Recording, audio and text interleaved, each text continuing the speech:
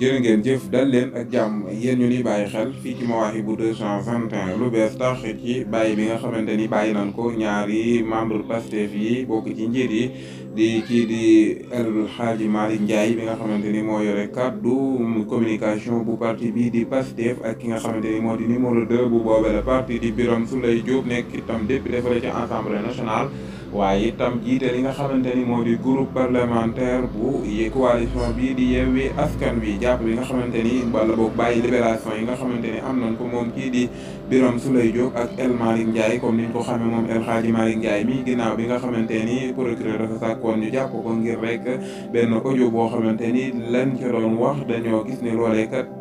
trouble à l'ordre public la waaye itam ba loolee waral ñu dal di koy tegoon loxo moom kii di El Hadji Malick Ndiaye ginnaaw bi sax ñu gis que am koo xamante ni kii di Pape Alé Niang dalal na ko muy xam ne ni kat audio boobee moom moo ko def te ci jigéen ñaare président Macky Sall la woon waaye nekkul ni kàddu yi kii di El Hadji Malick Ndiaye la kon moom El Hadji Malick Ndiaye am na li nga xamante ni moom moo di liberté provisoire ci mbir moomale bu ñuy wax ci lu soxal mbirum kii di Birame Souleye Diop kenn ku ne xam ne ni moom itam ñu ngi ko jàppe ginnaaw ay kàddu yoo xamante ni ñu ngi ko doon toppee ni daf ko teg ci kii di njiitu réew mi di président de la république monsieur Macky Sall waaye nag am na li nga xamante ni moo di liberté maanaam bàyyi nañ ko ginnaaw bi nga xamante ni nag ñu bëri ci askan bi wala ñeneen ñi nga xamante ni dañoo am seen xam-xam dafa màcc ci wàllu yoon ñuy xam ne ni kat bàyyi bi nga xamante ni moom moo tax ñu bàyyi ko du leen lu dogal bi nga xamante ni kat moom kii di avocat am jëloon na ko daal di koy xam ne ni ki tey jii ni kat day porte plainte ci la nga xamante ni mooy chambre d'accusation ngir rek ñu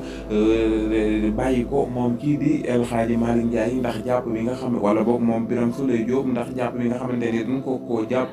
nekk na mbir boo xamante ni mbir bu tegwul ci yoon ndax kat moom député la dafa am loo xamante ni kat fa la ay mbiram tollu loo xamante ni bu fekkente ni am na daan yu ñu ko bëgg rek wala ñu bëgg koo jàpp di ko mandat de dépôt faw rek day jaar dañuy am autorisation bu Assemblée nationale ndax moom mii dafa am loo xamante ni daf koo yiir bu fekkente ni liñ koy toppee nekkul flagrant délit ba tey bu sukkandikoo ci ñoo xamante ni seen xam-xam màcc nañ ci wàllu woowee ñuy xam ne daal loolee ñoom jàpp na ni mooy li tax kii di juge bi daal di koy bàyyi ndax juge bi nga xamante ni kat moom moo ko mandat dépôt daal di koy dugal ci kaso bi moom moo ko bàyyi laat boppam ginnaaw bi nga xamante ni daal tey jii kii di avocat am xam ne na ni kat moom mii day porte plainte ca kanamu chambre d'accusation ngir ñu bàyyi ki nga xamante ni mooy client bii di Birame Souleye Diop naka noonee ba tey ñuy xam ne ni Assemblée nationale bi ba ñi nga xamante ni tax dañoo fare ci pouvoir bi bari na ci ñoo xamante ni d'accorduñ ci jàpp bi nga xamante ni moom lañ jàpp kii di seen naataango di Birame Souleye Diop ba ñoom sax ñu ngi doon waaja def li nga xamante ni moo di demande de résolution ngir rek ñu dal di koy